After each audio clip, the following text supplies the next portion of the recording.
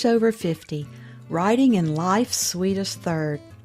Authors Over 50's weekly podcast celebrates writers and their journeys to publication. Writing after 50 is a whole story on its own, so let's skip to life's sweetest third and talk with authors about their journey from pen to publish. Welcome. I'm Julia Daly, your host, and I invite you to listen to interviews with writers who've achieved their goal of publishing a book just later in life. We've seen award lists for under 30 or under 40, but I've yet to see lists for those who've achieved a significant milestone of their own, launching a new career and publishing their first book after the age of 50. We will hear about these authors' inspirations, struggles, strategies, and the smell of that first book. These writers' journeys inspire me because I'm one of them.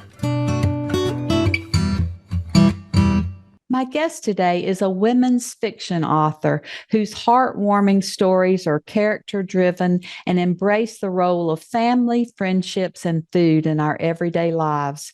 Readers have described her books as feel-good reads with characters you'd want as friends and food you'd like to eat.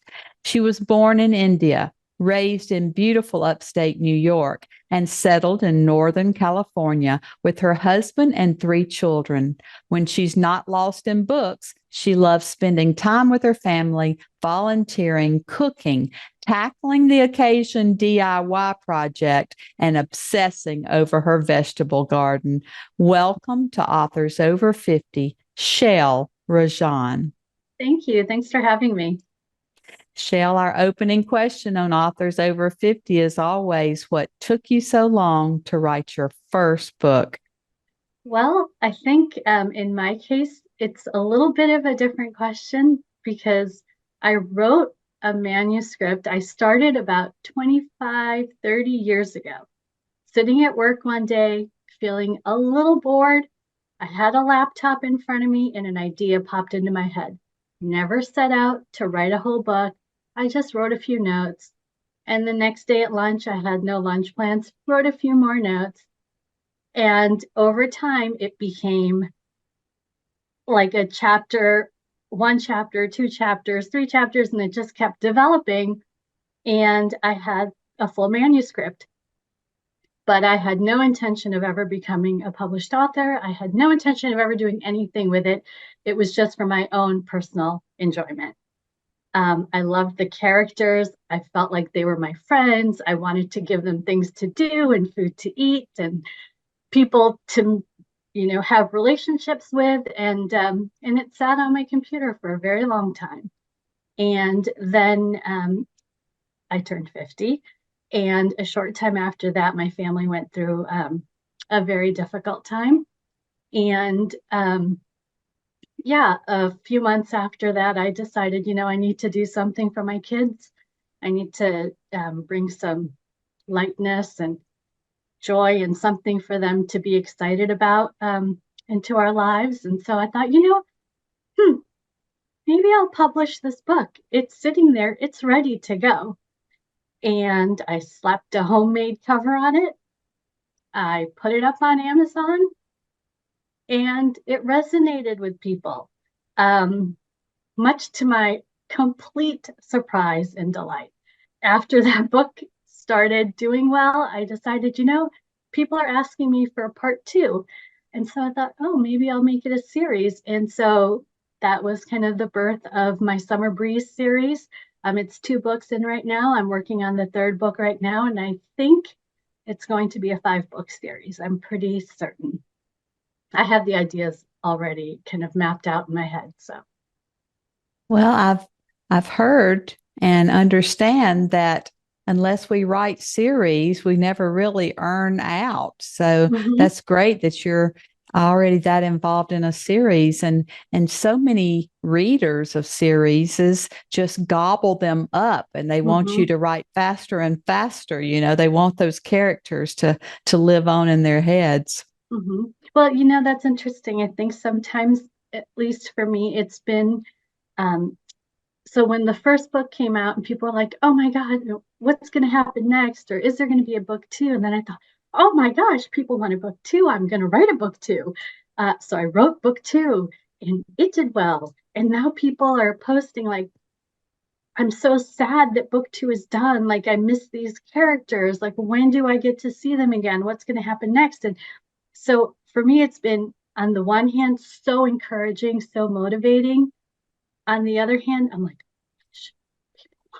I have to keep this series going and I have to, but I will tell you, Julia, for me, even if I have like, something happens, my kids are sick or we have to travel or something, and I take it like a 2 week break from these characters, when I come back, if I go back and read the prior chapter that I have written, all of them come back. Like I can feel myself in a room with all of these people. And I mean, you've heard authors talk about how much they love their characters. Like I love these people, they're my friends. And they each have very distinct voices in my head, how they talk, how they react to things. And so, yeah, it's a joy to write. It can be a little scary sometimes.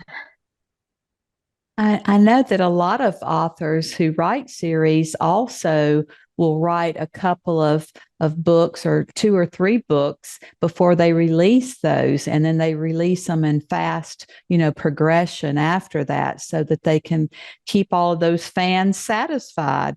Have you ever Yeah, tried doing that? I am not a fast writer.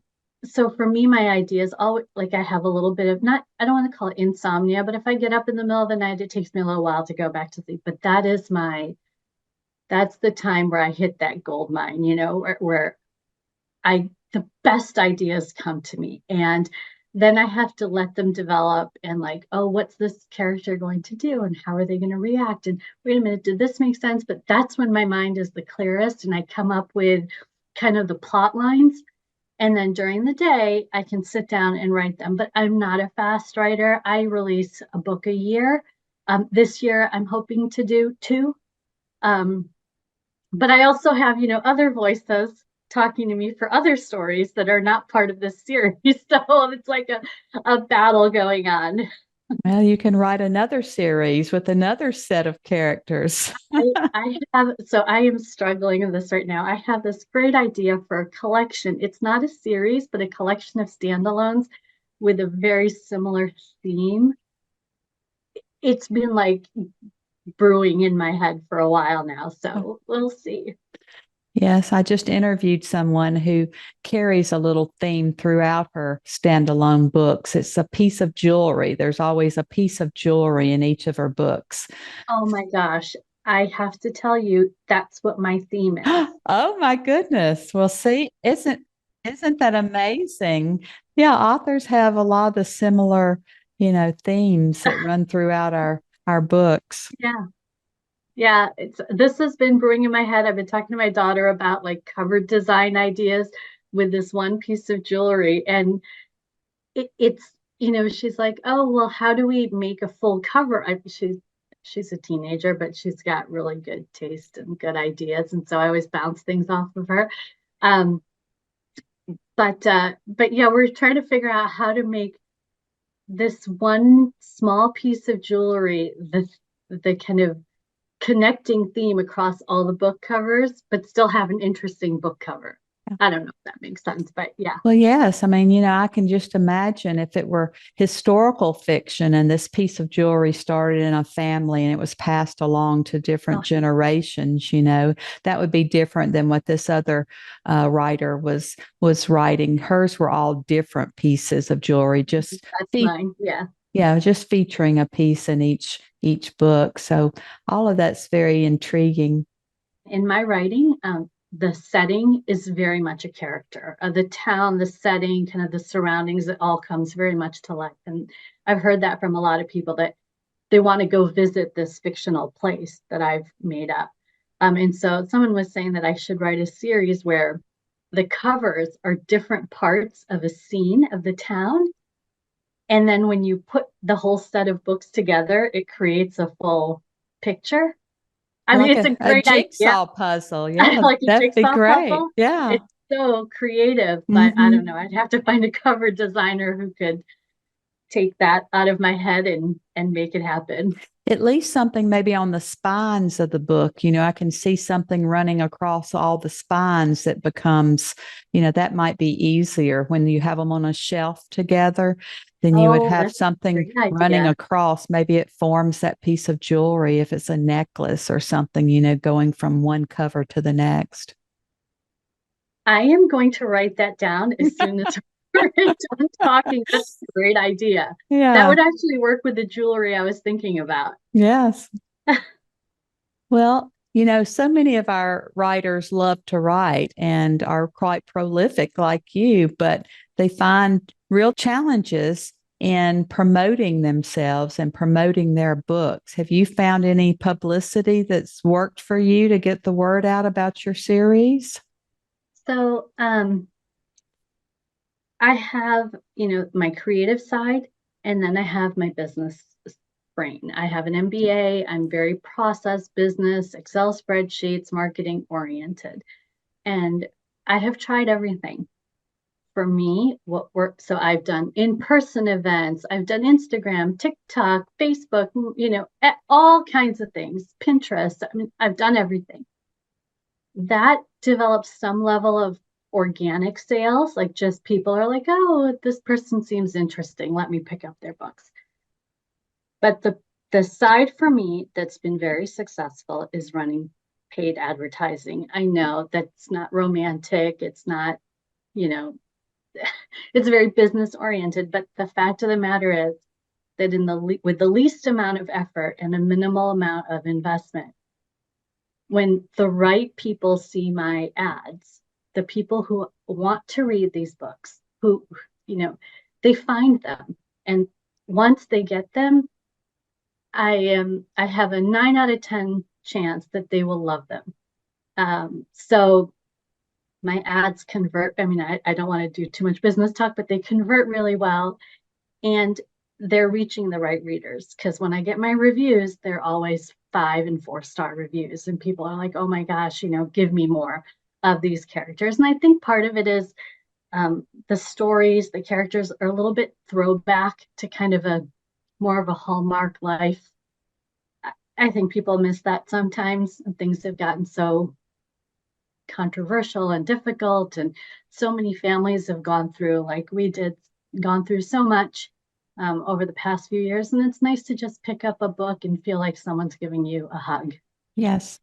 And I used to make fun of Hallmark movies because I thought we could all write them. They're all the same, but they are so popular.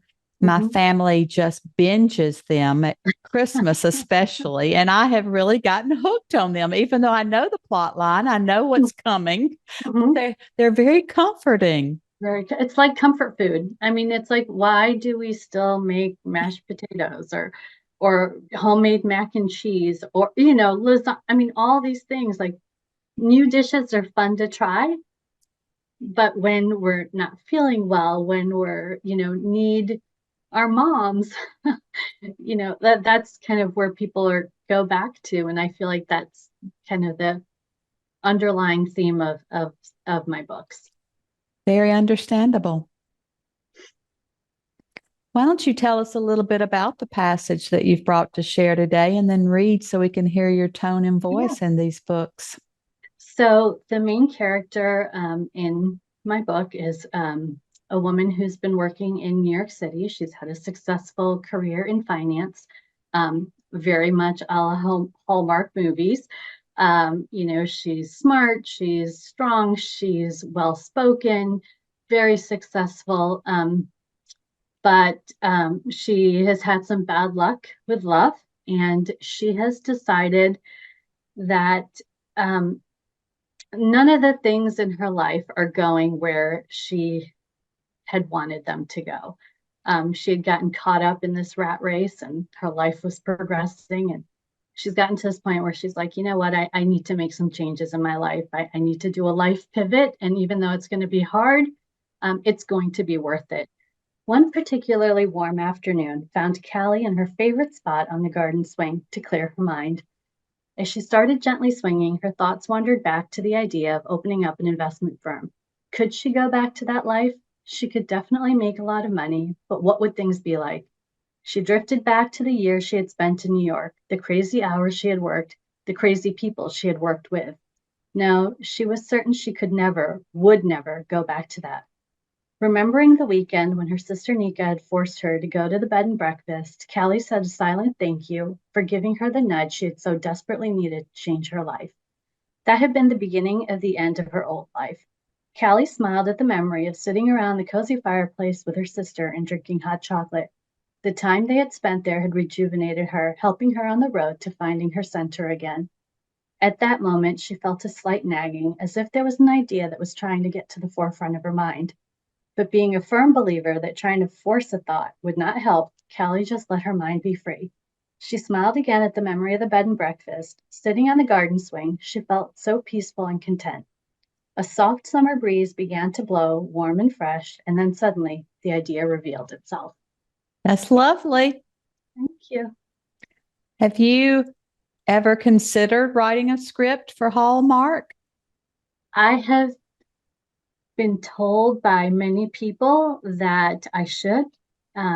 People describe my writing as being very cinematic and painterly, like I paint the scene as the characters are moving through it. But no, I have never, maybe too many balls already up in the air that I'm juggling. I'm just waiting for my Hallmark Prince Charming to come along on his white horse and say, "Hey, Shail, would you like me to turn this into a script for you?" I wouldn't even know where to start. I wouldn't even know how to begin. I know there are people that take books and help you turn them into screenplays. But yes, that's not an avenue I've gone down. Maybe after all 5 books are done. That would be a great time to try to get a streaming service to pick it up, and they can take your books and go directly to scripts, or you can write a script and pitch it to them. I've taken a script writing course, and it's so different. You know, it's all dialogue and directions for the actors, so it's very different than expanding as we do throughout the novel. But it was interesting to see how they do things. Oh, now see, I didn't even know there were script writing classes. Although I Oh, don't know why I'm surprised there are classes where you can learn just about anything these days. I'm sure that I could find some sort of AI tool somewhere to say, take this book and turn it into a script. yes, I bet you could. Uh, yeah, I don't know that Oh, I would. I'm sure yeah. there's something available. Well, I'm always interested in character names. How do you choose yours? Do you have real life people that you like to use their names, or do you sit and make lists? How do you do that? My characters, I don't know how to prove this to anybody, but they come fully developed. They come into my head with a name. This main character, Callie, she came with her name, Callie Williams. Like that's just who she was. Callie Williams, woman in New York City, like everything, her hair, her eye, she was a fully formed person. Well, I kind of have that in my mind as I'm writing too. I write like I can see the characters on a big screen. You know, I can actually see what they look like. And the fact that you get up in the middle of the night and write, you're in a dreamlike state. You Mhm. know, a lot of us wake up and remember an idea and we have to jot it down before it disappears. But if you're staying in that dreamlike state to write, then it Oh, I'm probably not, I don't get up and write. I lay in bed. I never get up. I never write a note, but it's so richly developed in my head. The plot, how people are going to move through a series of scenes that when I do sit down to write, first I write a series of bullet points that recall that memory from, the middle of the night. And then I can just write the scene around it. Like I can write yeah, it's, So it doesn't disappear for you. It stays with you. mhm. It feels like it's something that's happening to me. Yeah, that's very nice. What do you think writing success looks like to you? Um, Knock on wood, I feel like I'm living it right now. Um, to me, it's just a book that I enjoyed writing getting into the hands of a reader who enjoys reading it. Getting some sales every day, having people write reviews and say, oh my gosh, I honestly, when people start saying I'm sad, that is just, I mean, that tugs at my heartstrings. I just think, oh my goodness, like I have made a connection with someone I don't know. And it's not, it used to be when I started out, it used to be like likes and, people saving my posts and commenting. And it's become less about that. So I don't feel compelled to post on social media every day. I feel more compelled to write and more compelled to get the books into the hands of the readers who will enjoy it. What does your family think about you being a writer? So they're all super excited. My kids are all, I can't believe I'm the mom of 3 teenagers now. So my kids are super supportive, super excited. My daughter has read all my books. My dad has read all my books. My husband has read a couple, but he's kind of more on the science techie side. So he tends to read those kind of books, but super supportive. I personally am not a very techie person. Like I understand some things, but website development is a challenge for me. I've done my own website, and my husband helps me with my website and some advertising things. My dad, who has read all my books, is also very supportive. My sister. So yeah, everybody's. I mean, I'm fortunate. I know a lot of authors don't have that support. So yeah, I consider myself very fortunate. Well, I think writing fiction is different than writing memoir in some families. A lot of times a lot of family secrets come out, and people don't want to always see those on the page and have their secrets spread among strangers. So Yeah. memoirs can bring trouble to some families, Yeah. and they're not as supportive. But the type of writing that you do just brings joy to people's Mm-hmm. lives, and so that's a different ball game. Mm-hmm. And one of my favorite parts of being a writer was when one of my granddaughters had to choose a book to read in school, and she chose one of mine. And she said, I told the teacher not everybody's grandmother writes books. So that was a high point for me. That's so sweet. Yeah, one of my so I have twin boys, and one of my boys is a voracious reader, and he has read my books multiple times. And yeah, he gets a kick out of them. He just thinks they're funny. And if there's, I write very much closed door romance. And so, but anytime he gets to a closed door romance scene, he gets a little bit of the giggles. And he's like, Mom, are these people flirting? I'm like, yes, they are. That's funny. And it's such a legacy. It's a legacy to show your children what you can accomplish, and for me to show my grandchildren that it's never too late. You can change your path. You can do something wonderful in your life at any stage of life. So I think that's a great legacy in our families. It is. And I will tell you, for me, I mean, my daughter is 17 now. When I published the first book, she was 13 and a half, almost 14. And she was just amazed, and still to this day, she's a little bit like, oh, my mom's doing it. Like, so that actually, maybe that's writing success. I don't know. I That's a big I part. agree. Yeah, I agree. To be a role model to your own child, I think is really important. Well, this has been a great visit with you today, Shail. And as always, our last interview question is, our writers over 50 are a unique set. Do you have advice for writers 50 and above? I would say go for it. I mean, there's so much information out there. I know it's so scary. I didn't even do much research when I decided to publish my book. I literally Googled something, followed a series of steps, and hit hit submit, and basically submitted my book.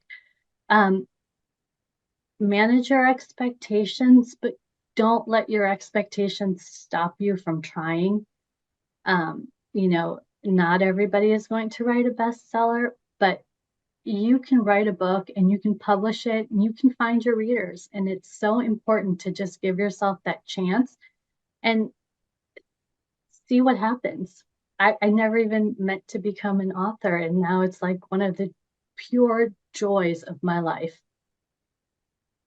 I agree. I think it is a joy and such a privilege. I call it writing in life's sweetest third, and I just think it gives us something to get up every morning and want to do, and it brings such joy to others that I just think it's wonderful. And we just so appreciate your being here with us today. I can see those books on the Hallmark Channel, and I'll be able to say I knew her when. So we'll be watching for that and for your other successes. And we're excited now to say that we count you among our authors over 50.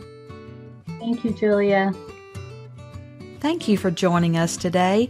Please look for Authors Over 50 every Thursday when we will have conversations with accomplished debut novelists over the age of 50. Please subscribe and share with a friend. And check out my own publication journey after 50 at www.juliadaily, that's DAILY, like dailynewspaper.com. Until next time, keep reading and writing. And remember, it's never too late to fulfill a dream in life's sweetest third.